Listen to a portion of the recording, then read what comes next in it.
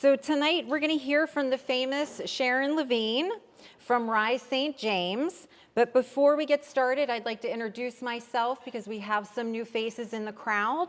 My name is Jodi Borello. I am a community organizer at the Center for Coalfield Justice, and we are an environmental justice advocacy group based out of Washington and Greene counties.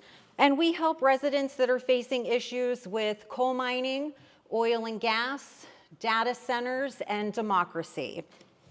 So within CCJ, we have a summer series called Mad Facts, and we're a group of moms and dads that have concerns about the rising cancer rates in our community. Our goal is to make sure that every citizen of our state is aware of the Pennsylvania, there we go. I thought that you could hear me. I thought I was being very loud. So let me start again about Mad Facts. So within CCJ, we have a summer series called Mad Facts. And we are a group of moms and dads that have concerns about the rising cancer rates in our community. Our goal is to make sure that every citizen of this state is aware of the Pennsylvania Department of Health study on fracking. And that study states that if a child lives within 1 mile of an oil and gas facility, that they have a 5 to 7 greater chance of getting lymphoma. And that is a statistic that we just cannot accept in our community.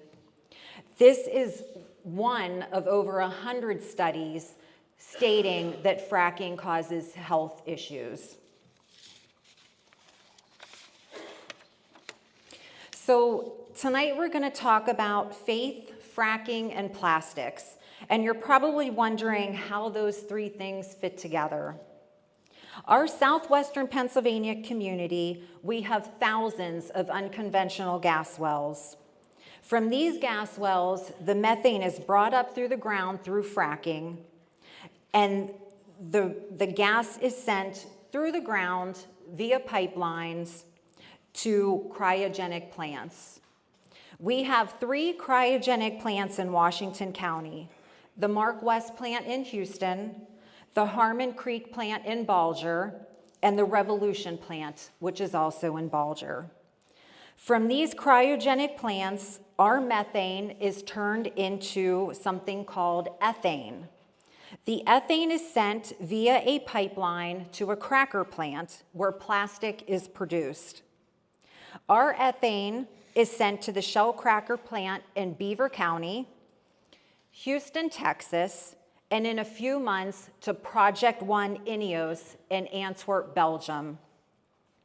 We have all seen the harms of fracking and plastic in our communities and throughout the world.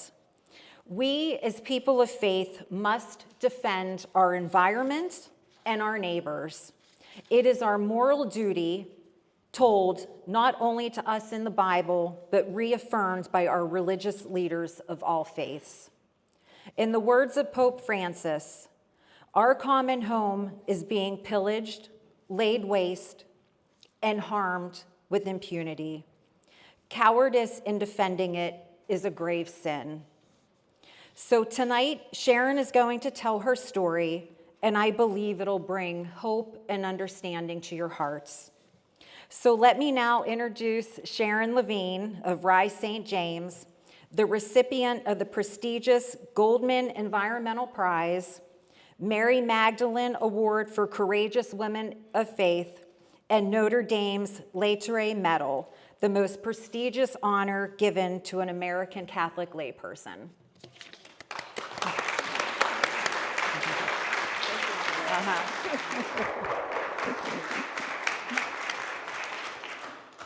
Good afternoon, everyone. It's my pleasure to be with each and every one of you tonight and to tell my story and how I got started. And it was a calling from God. As I sat on my porch, reading my Bible and talking to God and asking Him if I should sell my home, if I should sell my land, the land that He gave me. And He told me no. And then I didn't know what to do. I didn't know what to say. And then I asked Him, what should I do? He told me to fight. He put a fight in me that no one could ever take away. I've been fighting ever since. I didn't know anything about the environment. I didn't know we had 12 industries within a 10-mile radius. I didn't know anything. All I did was taught school, which I love. I love my students. I taught students of special needs, and I taught regular ed for a while. But I didn't want to leave teaching. And I tried to go back to work when the next school year came, but I couldn't. I couldn't even get out of bed to go. And I kept asking God to give me a sign if he wanted me to go back to school to work. Since I couldn't get out of the bed, I said, well, dear Lord, that must be my sign. So I went to the school board and I resigned. I told them, I have to go. I'm going to do something else. It hurted me to leave my students because I love my students and my parents. And then that's when the work began. It just started and it went in the fast lane. Like someone is on a jet plane and the jet plane just take off. That's the way it happened with me. And I've been going ever since, and I've been learning as I go. I've learned so much in these 6 years. In 2018, we started an organization. We didn't have a name when we first started. God gave us the name, Rise St. James. And then that's some of our members. That's only a few. We have like 100 members or so. We have some that's not in St. James, that's away. But we wanted to fight the industries to make sure we don't have any more coming into our neighborhood. And our politicians, whenever one tried to come, they would vote yes for it. And I had to learn all of these things, and I learned that the politicians are not on our side. Politicians are in the pockets of industry. Politicians don't care if you live or die. The governor sure don't care. The governor wouldn't even speak with us. And when Formosa Plastics said they wanted to come to St. James, the governor announced it in 2018, April of 2018. I was in my classroom. I'll never forget that day.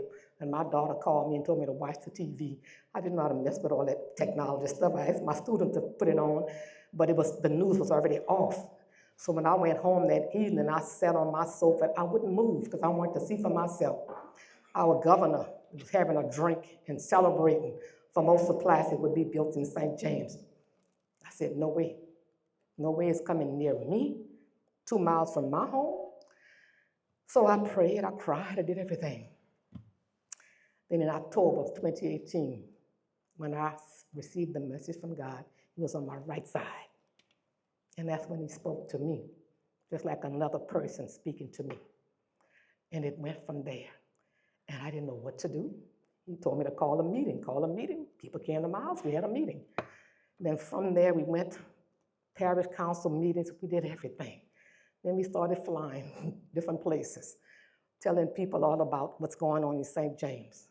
So I guess I better go to the next slide, because I might tell the whole story without seeing the slides.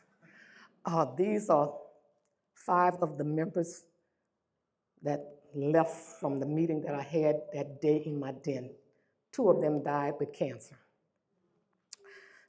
That's Beverly, myself, my brother, Chastity, my play daughter, and my biological daughter, Shamel. Next slide. Shamel is the CEO. And this is where I live. I live on this highway right here. This is Highway 18 in St. James, Louisiana, on the west bank of the Mississippi River. We have 12 industries within a 10-mile radius. I didn't know we had that many. I didn't know what I was even looking at until I rode around my community and we started counting them. We wrote the names down and what they did and what chemicals, and then they wanted to add another one. Formosa Plastics would have brought 14 industries within the big complex. So 12 plus 14. We wouldn't be able to breathe the air.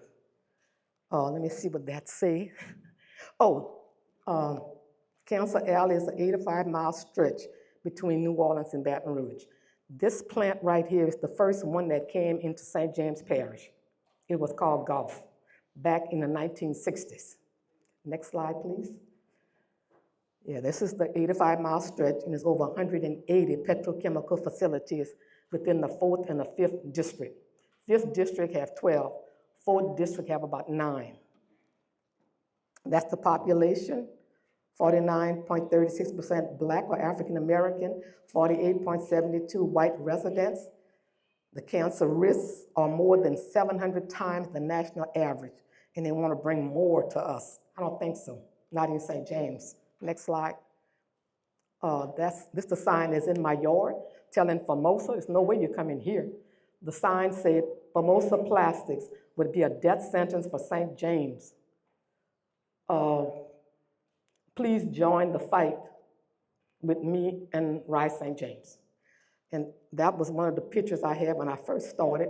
I was angry, still angry, but I was even more angry over there. And the lady took the picture, and we wanted to put the Rise members on a billboard. They were afraid. They didn't want their pictures on the billboard. So I put mine. Who cares? So my picture's up there. And these are some of the chemicals that Formosa would emit: ethylene oxide, formaldehyde, benzene. And I didn't know at that time that American Styrenic was dumping benzene in our drinking water, in our river that our water source come from. I was told that by someone that worked at American Styrenics. Mama, you just don't know all what's going in the river. No wonder I was itching when I take a shower. Been to the dermatologist. Oh, that's another story. Next slide, please. All right, Formosa Plastics put our earth at risk. When I was teaching school, one of the environmental science teachers showed us a video about the fish and the plastics that's in the fish. Diane Wilson in Texas, Port Comfort, Texas, she sent me a truckload of pellets, the little nurdles. It looked like a little tiny plastic. The fish eat that thinking it's food. When you cut that fish open, you can see the little pellets in there. So it's not good. Not good for the fish and not good for us. All right, the Formosa Plastics in Taiwan. I went to Taiwan in 2023 to the shareholders meeting to ask them not to let Formosa come into my neighborhood. They totally ignored us. So we plan to go back next year to plead with them again. But I think we almost have it down, because on the end of the slides, I'm going to show you where you can scan a QR code and sign our petition to the banks to keep, so you can sign it telling them not to fund Formosa Plastic.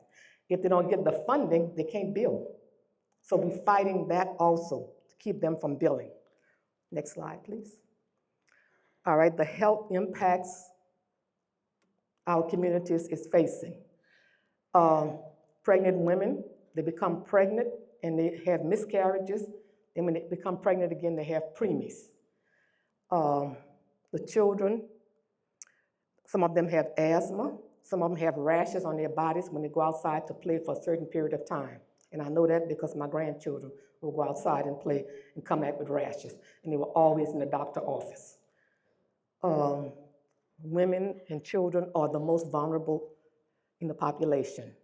And the most things we have in our cancer we have is prostate, colon, and breast cancer. We just lost one of our members to colon cancer. He died on the 4th of July of this year. Next slide, please. This is 100 storage tanks in St. James in my community. We have 7 districts in St. James Parish. They put all the tanks in my district. I didn't know that until one day I was going to work, and I saw when the sugar cane was cut low, I said, where did these tanks come from? They build the tanks while the sugar cane is high and you can't see it.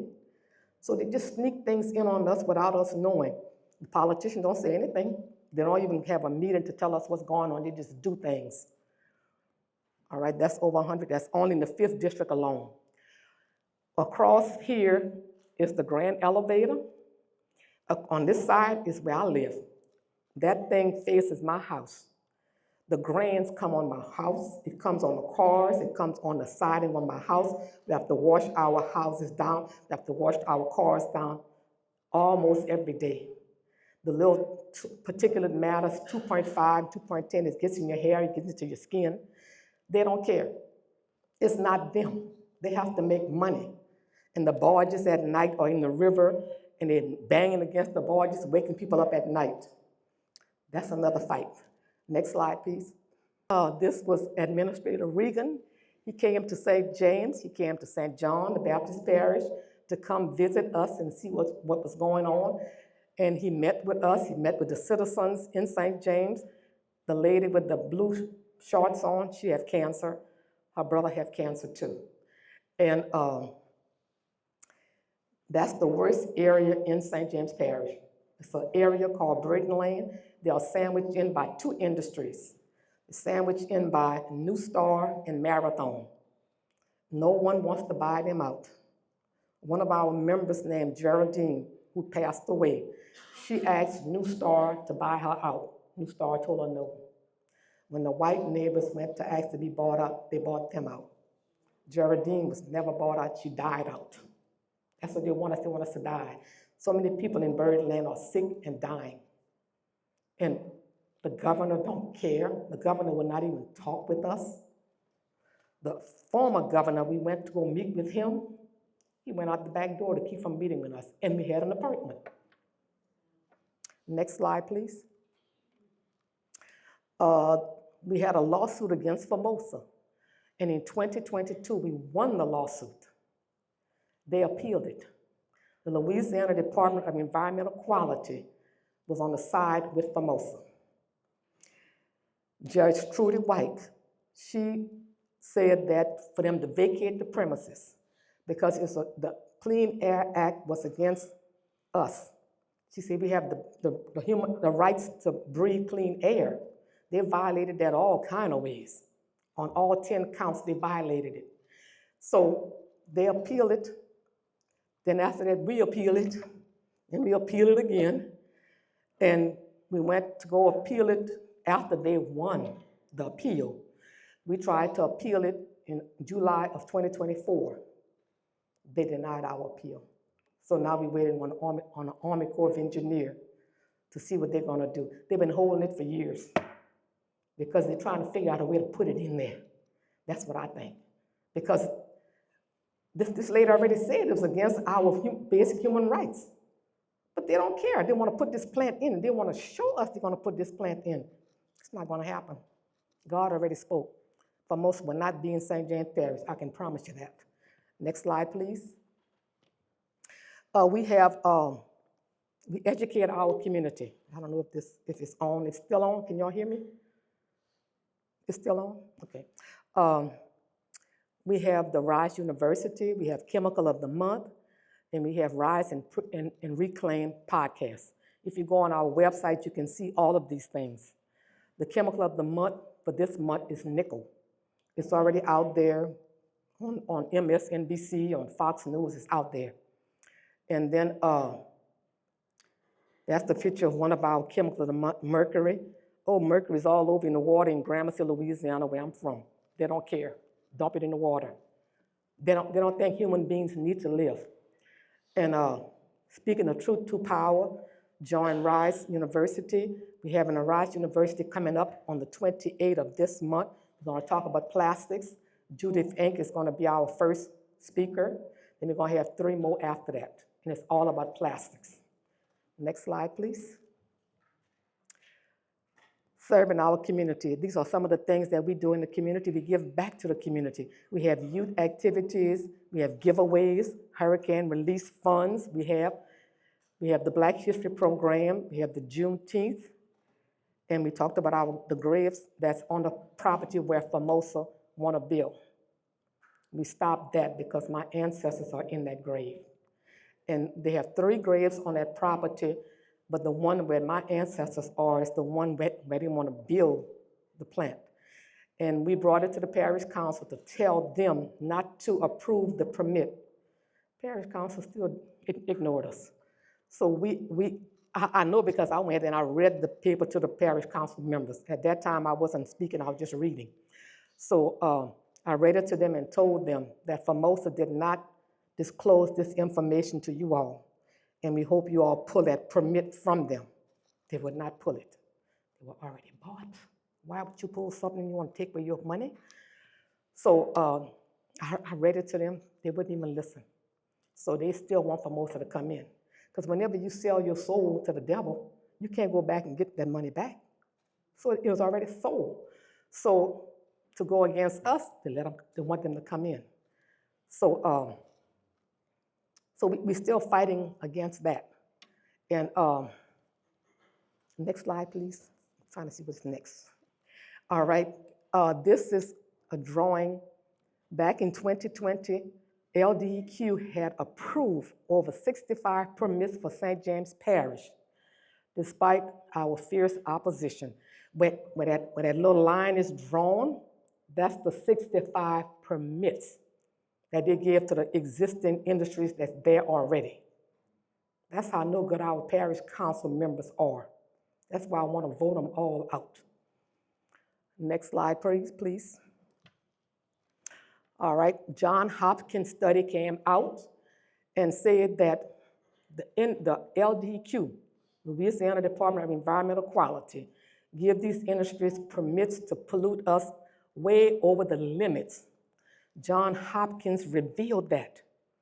Now we have a lawsuit against them that's trying to pull this study down. It came out today with the lawsuit with Rise St. James and other organizations. And because I was there when they told us about the John Hopkins report, and they said, I forgot how many percentage higher level it was from LDEQ. They hide the numbers, they lie and say they're polluting it within the right amount. They are not. They lie so much. If Rise St. James hadn't come about and tried to stop all of these things, we would be polluting way above the limits. John Hopkins' report revealed what the limits were, how high it was. And then Administrator Regan signed the executive order or whatever, and I was there. Me and Robert Taylor, the man from St. John the Baptist Parish, we were there to see him sign. He invited us to come. Next slide, please. These are the people that passed away, the workers that helped us, except for Miss Imelda West. She passed away before we started with Rise St. James. Geraldine, that's the member that passed away that lived in Birdland and asked them to buy her out. She had all kinds of illnesses. She was breathing that air every day, and she wanted to be bought out. They wouldn't buy her out. She died with everything, heart, diabetes, everything. And Imelda West stopped Shintech from coming in Convent, Louisiana. She was a bulldog boy, and she fought. Clarence William, Reverend Clarence William, he was one of our Rise members. When he passed away, I had to go to the church and speak. Never been in the church to speak, but I went because of Clarence and his family. The next one is Keith Hunter. I don't know why the picture's upside down. Keith Hunter wasn't able to join Rise. He died before we started Rise. He was a fighter, and he would speak up and tell them all this pollution that's coming on us, but they wouldn't listen. Keith died, and my sister died with breast cancer. Next slide. This is Jamie Pinkham. He came to St. James from the Army Corps, the National Army Corps. And he came to speak with us to see what we needed and asked us to have a meeting with him. So we had a meeting in St. James. And these are some of our demands. We want self-monitoring because LDEQ lies. We have a monitor in my brother's yard, $407,000 monitor. They don't monitor that much. They don't even read the monitors. We had an explosion at this plant, American Styrenic. A benzene plant exploded. They have no records of that explosion. They want to ask me what date was it. I said, your monitor's supposed to monitor the air, not me. They don't care. They don't care if we live or die. And I don't care if they live or die either. These are some of the things that we need in St. James. If I had the money, I would get everybody an air filter to go into their homes. I would get everybody a water filter to purify their water. The water is poison. You can't drink the water. Just like I said, when you take a bath, your body itches sometimes.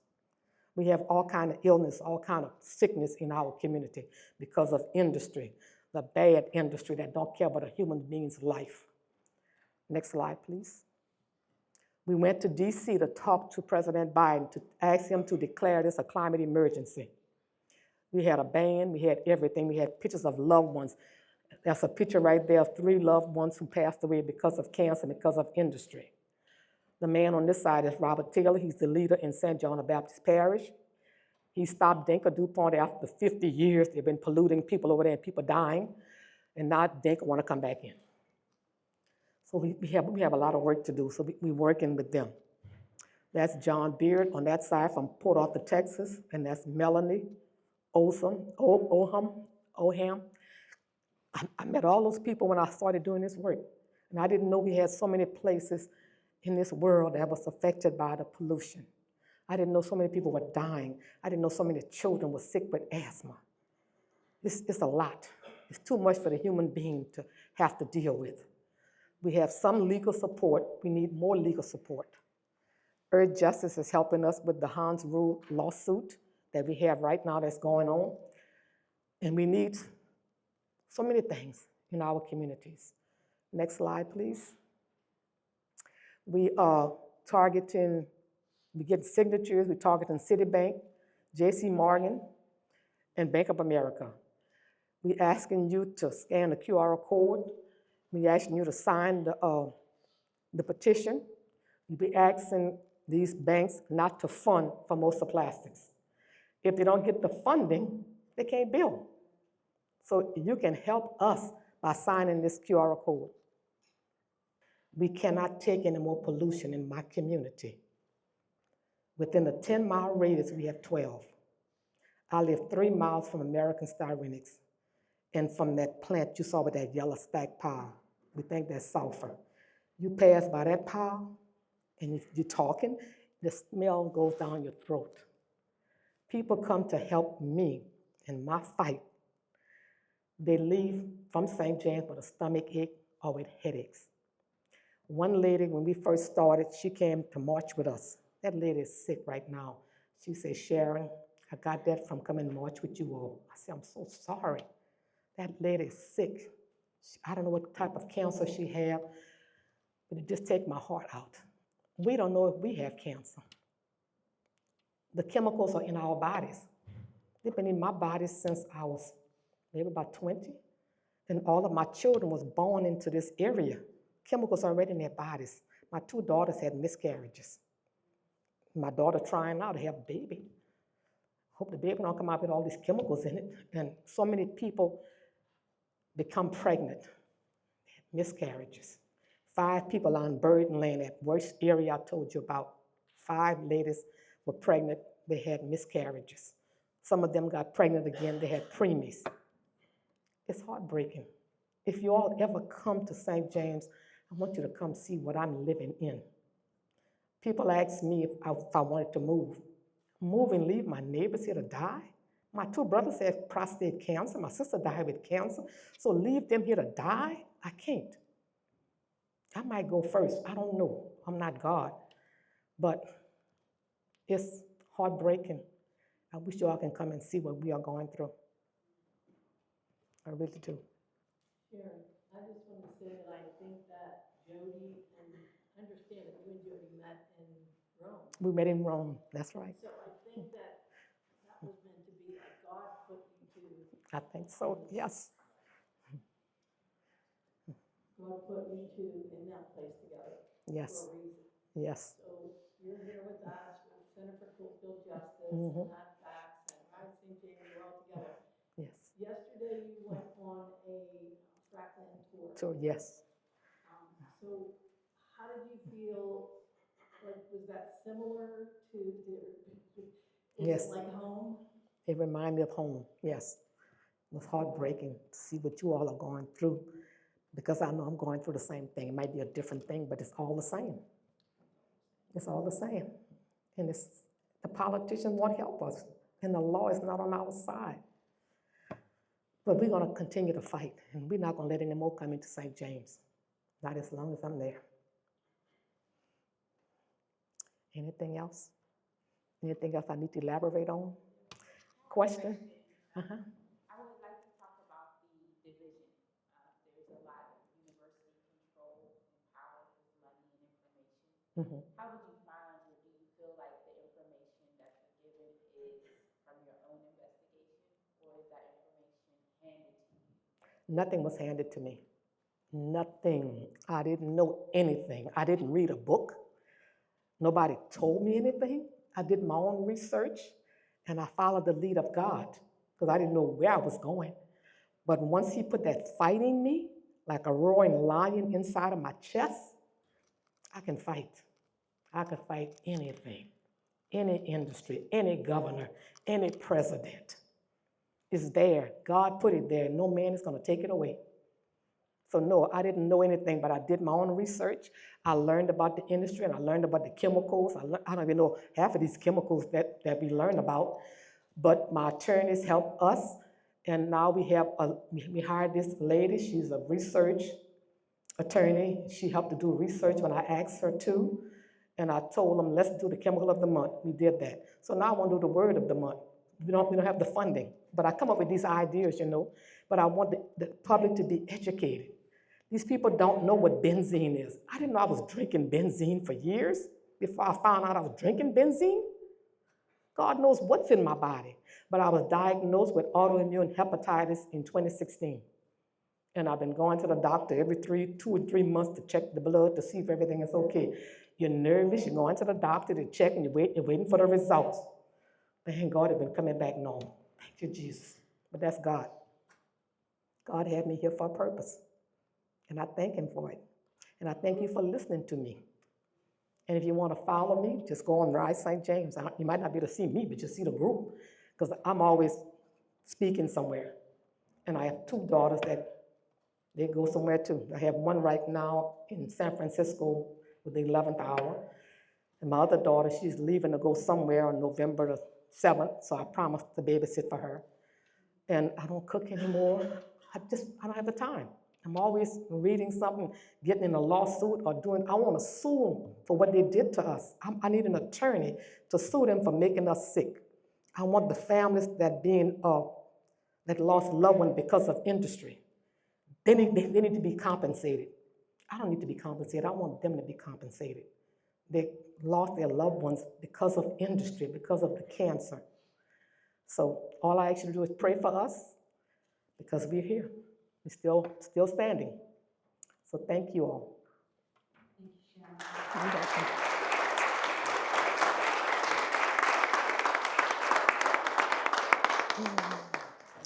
Thank you, Sharon. Thank you, Sharon, for sharing with us your unbelievably emotional and inspiring story that brought you to be here with us tonight.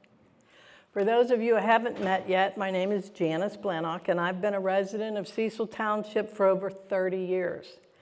I also serve as a volunteer community organizer and, like Jodi said, co-founder of MADFACS, or Moms and Dads Family Awareness of Cancer Threat Spike. I'm also a wife to the love of my life and my best friend, Kurt.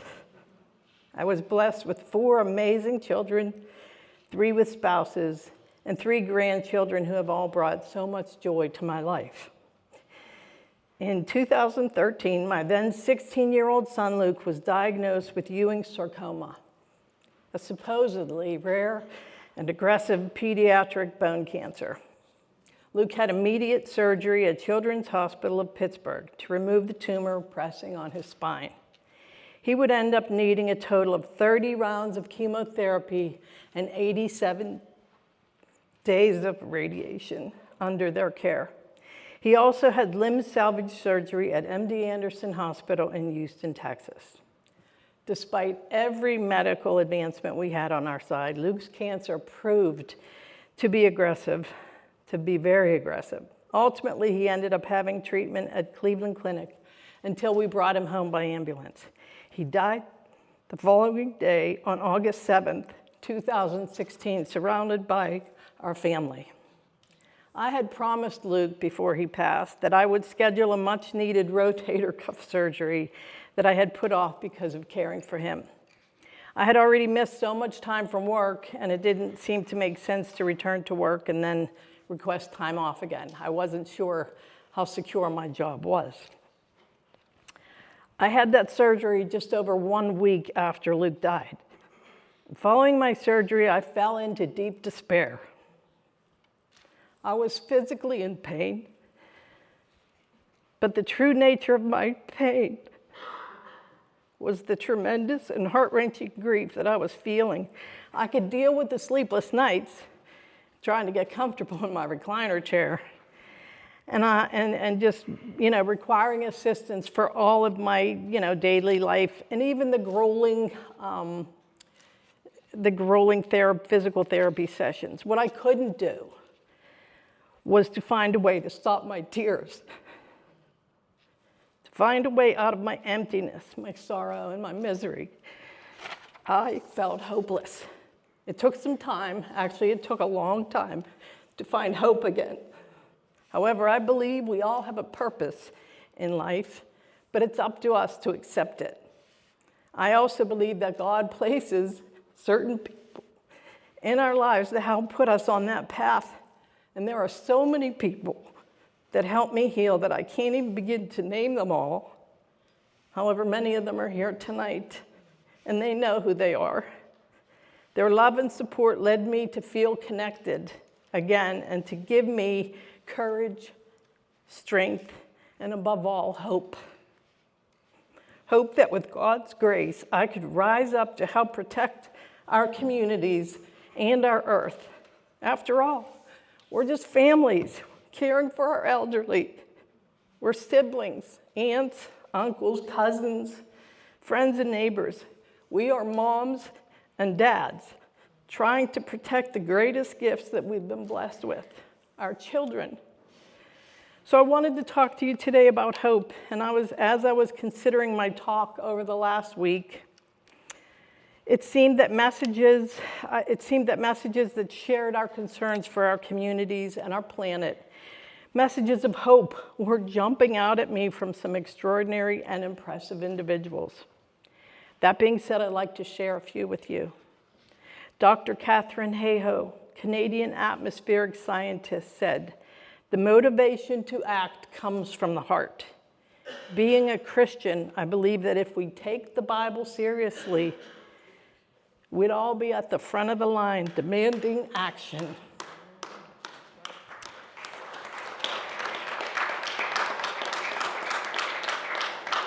Pope Leo said extreme natural phenomena caused by climate changes provoked by human activity are growing in intensity and frequency.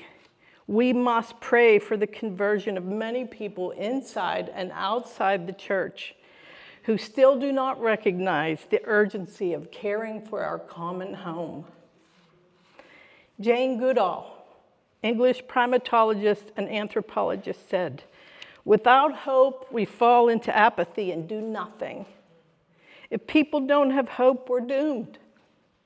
How can we bring children into this world that we've created and let them be surrounded by people that have given up? Let's let the children know that there is hope if they come together. Even if it becomes impossible for anyone, it's better to go on fighting than to give up and say, okay." And last, but certainly not least, Sharon Lavigne, special education teacher turned environmental justice advocate and founder of Rise St. James.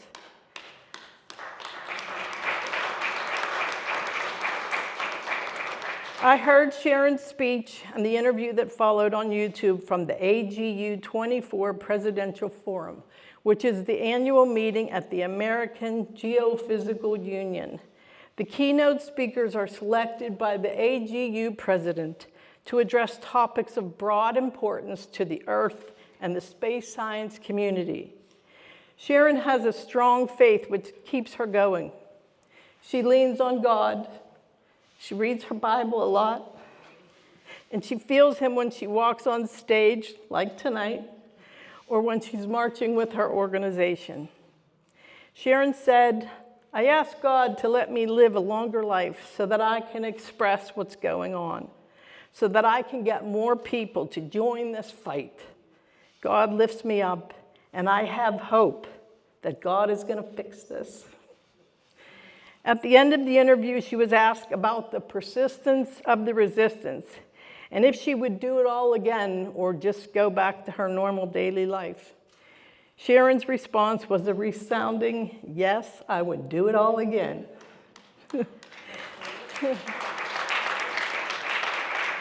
She said, God changes you and you can't go back to the old person you were. I found that if I tried to go back, God just pulled me right back. It's in me, and nothing is going to stop me. Not now, not ever. Well, Sharon, it's in me too. I'm with you 100%.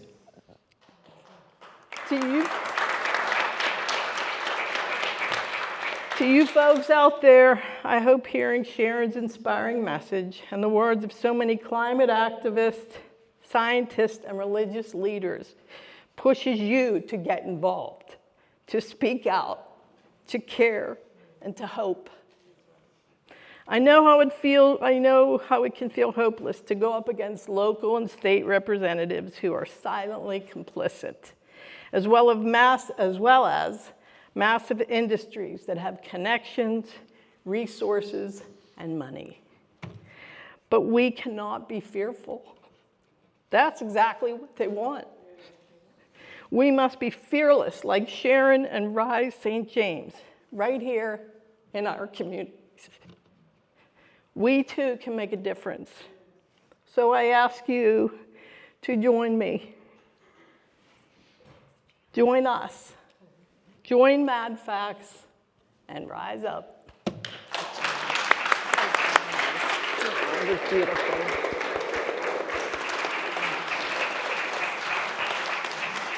I'm with you, girl. Thank you so much. Thank you. Hi, everyone. My name is Renika Weimer. I am advocacy manager at Pennsylvania Interfaith Power and Light. Like Jodi mentioned, what we do is we are a statewide network of congregations and community groups and organizations and people of faith and conscience all across Pennsylvania who are working toward a religious response to climate change. And we also welcome anybody, if they are not religious, to join us in looking at this issue through a moral lens. I'm going to take just a little bit of your time to talk about a strategic campaign that we are working on right now that we call our Faith and Fossil Fuels campaign. We are currently conducting research and surveying congregations, community groups, and individuals across the state and asking, what are your community's concerns? What are your community's experiences with polluting industry? Do you know whether or not your faith institution invests in the fossil fuel industry? And if given the resources, would you consider divestment from fossil fuels? We have 2 surveys that are live right now. One is a lived experience survey that individuals can take. It's a little bit shorter, and I believe you will find the QR code for these in your brochure here. We also have another survey that's live, which is for congregations, and one individual can take this survey as a representative of their congregation, or multiple people from a congregation can take this survey. That one's a little bit longer. It might take a couple hours, just letting you know that. But we are collecting this data so that we can publish a Faith and Fossil Fuels report and story map, which we believe will be one of the first of its kind that's been done. And we are really excited to collate all this data together and see exactly how many congregations are interested in taking action on this issue. And we're also interested in finding out how many congregations across the state are making connections between their faith and environmental justice right now. And if given the resources, how many congregations would take more action in this area. And on November 20th, we are holding a statewide virtual focus group that will bring together congregations across the state to give feedback on the draft version of this report and story map. So if you're interested in that, you can apply to sign up. We say apply because we're capping that virtual room at about 30 participants. But we are really committed to making sure that no version of this report goes out without community feedback from across the state. Okay, thank you.